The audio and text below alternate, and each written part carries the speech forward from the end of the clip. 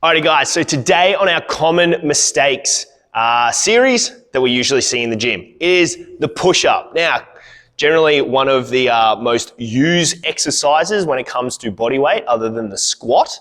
What we want to go through today is just how we set up for a good push-up.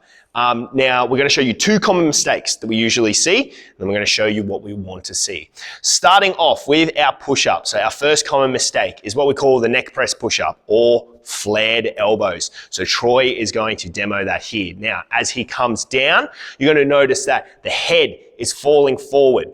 We're also then, the elbows are coming out to the sides as he does his push-up. You see, it's almost like a T that's created here. Now this places a lot of load all in the wrong spots. He's getting nothing that he wants to get out of it. It's just shocking.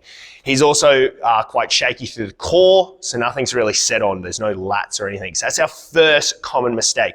The second common mistake, now this isn't necessarily wrong if you're told to do it. It is our close grip push-up. Now we see this a lot in our female population, but plenty of guys getting it wrong as well. So when we just want a normal push-up, we tend to see this close grip push-up. Now, when we're doing it right is we're getting that rotation in, the elbows are tracking along the torso as we come down. So you see it's very, very tight here. Now this is working more triceps. We're actually working a lot of triceps here with the close grip push-up, still getting a bit of pec in there, our chest.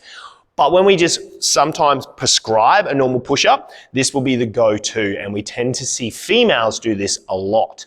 So when we're doing a normal push-up, we want to avoid that. Now, when setting up for, we're going to call it the perfect push-up or just the push-up.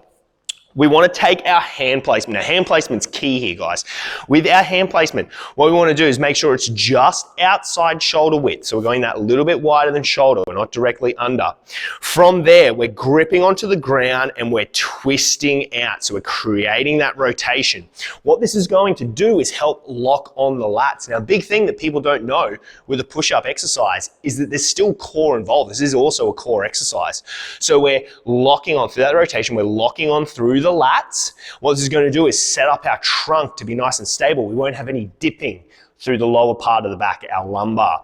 Now, when we're going down for our push-up, our elbows are going to track out on a 45. So we're going to look like an arrowhead. So right now, Troy looks like an arrow. You see he's nice and tight. That core is locked on. The head is facing forward. It's not tucked down, chin towards chest. So we're avoiding that. So Troy's moving in this perfect, nice straight line. And you'll also see there's no big arching in the back. So those two common mistakes that we usually see, guys, when prescribed just for our standard push-up is the neck press or making a T, so elbows are right out to the side, or coming in too close for that close grip push-up. What we do want to see, hands just outside shoulder width, create the 45 so we look like an arrow.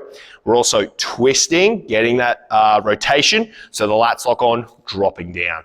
You should feel this a lot more in the pecs, guys. When you get this right, you'll feel your chest just light up and whoa, like it'll actually feel good.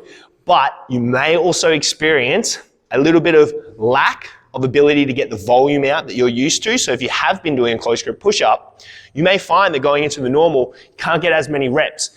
That's fine. Allow your body time to adapt to the proper style of a push-up. Not saying the close is wrong, but allow the body to adapt. You'll see those reps come back really quick.